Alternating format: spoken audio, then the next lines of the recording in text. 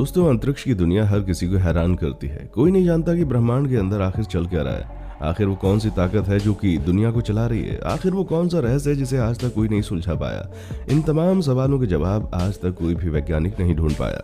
वैज्ञानिक सदियों से अंतरिक्ष की अलग अलग घटनाओं पर रिसर्च कर रहे हैं और उन्हें काफी हद तक कामयाबी भी मिली, लेकिन असली मंजिल तक कोई नहीं पहुंच पाया। इतना ही नहीं, जैसे जैसे अंतरिक्ष में होने वाली घटनाओं की जानकारी होती गई, वैसे वैसे रहस्य और ज्यादा गहरा होता गया। दोस्तों, आज के इस वीडियो में हम आपको अंतरिक्ष में हुई कुछ ऐसी ही घटनाओं के बारे में बताने वाले हैं जिन्हें देखने के बाद आपके दिमाग की बत्ती गुल हो जाएगी।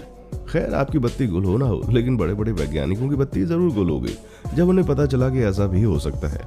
दोस्तों, आपने चंद्रमा, इंटरनेशनल स्पेस स्टेशन और बहुत सारे मानव निर्मित उपग्रहों के बारे में जरूर सुना होगा, लेकिन आज हम आपको इससे भी कहीं दूर लिए चलते हैं, एक ऐसी दुनिया में जिसके बारे में हमें खुद पता नहीं है। तो तैयार हो जाइए। दोस्तों, जब दो ब्लैक होल्स आपस में टकराएंगे तो क्या होगा? इस सवाल का जवाब हम सबके लिए एक चुनौती के रूप में सामने आएगा। एक गैलेक्सी के सेंटर पर, जो कि हमसे 1.3 बिलियन लाइट ईयर्स की दूरी पर है, दो ब्लैक होल जो एक दूसरे के चक्कर लगा रहे हैं। और वो दिन दूर नहीं जब ये दोनों एक दूसरे के बिल्कुल सामने होंगे और ग्रेविटी के खिंचाव की वजह से एक दूसरे से टकरा जाएंगे और तब उस पूरे गैलेक्सी का विनाश हो जाएगा।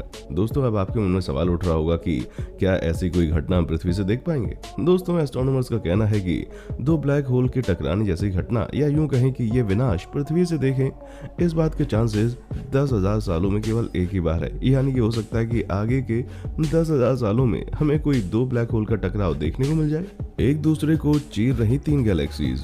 दोस्तों, हाल ही में एक डिस्कवरी हुई है जिसमें पता लगाया गया है कि स्पेस में ऐसी तीन गैलेक्सी हैं जो बड़े संकट में हैं। दोस्तों, देखा गया है कि ये तीन गैलेक्सी एक दूसरे के करीब आना चाह रहे हैं, मगर ग्रेविटी के कारण तीनों का खिंचाव आपस में बढ़ रहा है। दोस्तों, जब ये तीनों बिल्कुल पास आ जाएंगे और तीनों के अंदर मौजूद सेंट्रल ग्रेविटी तीनों को अपनी ओर खींचने लगेगी, तो ये तीनों गैलेक्सी एक दूसरे को चीरते हुए आपस में मिल जाएंगे और पहली बार ऐसा होगा कि तीन अलग अलग गैलेक्सीज एक दूसरे को बर्बाद करने लगेंगे। दोस्तों, नासा के मुताबिक IC2431 क्लस्टर का कॉन्स्टेलेशन हमारे गैलेक्सी और पृथ्वी से लगभग 680 मिलियन लाइट ईयर्स की दूरी पर मौजूद है।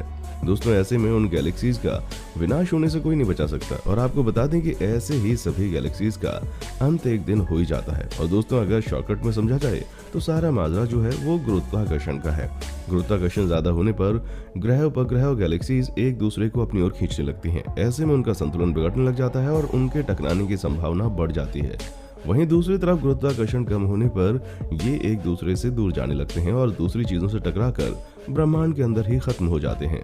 एक सितारा न जाने किससे घिरा है। दोस्तों, 29 जून 2019 में एक एस्ट्रोनॉमर हियो ओसबर्न ने एक बड़ी अनोखी चीज का पता लगाया। उन्होंने देखा कि अंतरिक्ष में एक सितारा है जो कि बहुत ही अजीब चीजों से घिरा हुआ है।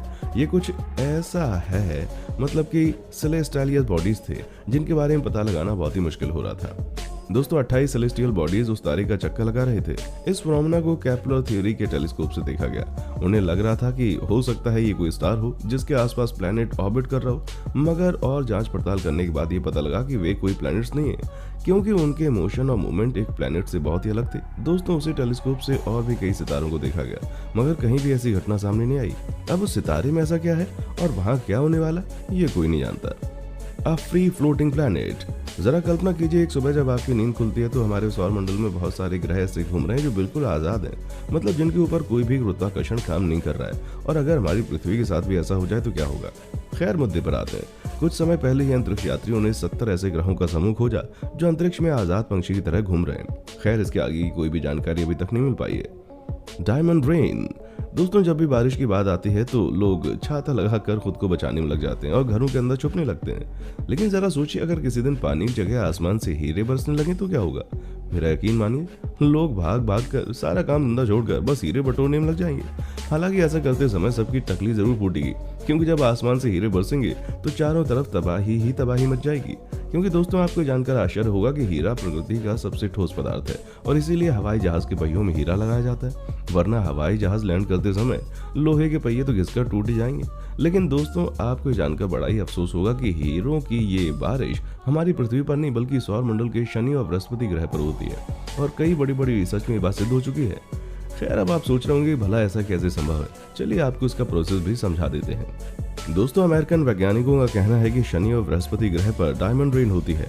उनकी गणना के मुताबिक इन दोनों ग्रहों पर कार्बन प्रचुर मात्रा में पाया जाता है।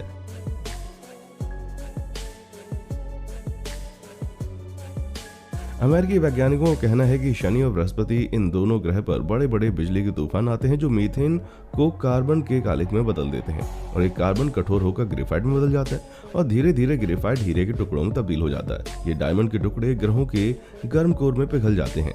University of Wisconsin medicine and NASA's jet propulsion laboratory के डॉक्टर केविन बताते हैं कि शनि और बृहस्पति पर बारिश के दौरान गिरने वाले हीरे का व्यास मैक्सिमम 1 सेंटीमीटर होगा और ये एक अंगूठी बनाने के लिए काफी बड़ा है। दोस्तों, देश और दुनिया के कई जाने माने वैज्ञानिकों ने हीरो वाली बारिश की कल्पना की है। हालांकि कैलिफोर्निया विश्वविद्यालय सेंटा क्रूज के डॉक्टर नादिन निटलमैन ने कहा है कि क्या कार्बन, हाइड्रोजन और हीलियम जैसी समृद्ध जगहों पर हीरे बन सकते हैं, क्योंकि शनि पर बहुत अधिक मात्रा में हाइड्रोजन और हीलियम पाई जाती है। हमें इस पर अभी और भी बहुत सारा काम करने की जरूरत है। मतलब डॉक्टर नादिन हीरो की बारिश वाली कल्पना को पूरी तरह से सही नहीं मानते। डॉक्टर नादिन ने कहा है कि बेंस और जेलिस्की ने केवल कार्बन के डाटा पर विचार किया, जबकि उन्होंने कार्बन, हीलियम, हाइड्रोजन के मिश्रण को नजरअंदाज कर दिया। हम डायमंड रेन परिकल्पना को नजरअंदाज नहीं कर सकते, लेकिन हमारे पास इन ग्रहों का कोई डेटा नहीं है।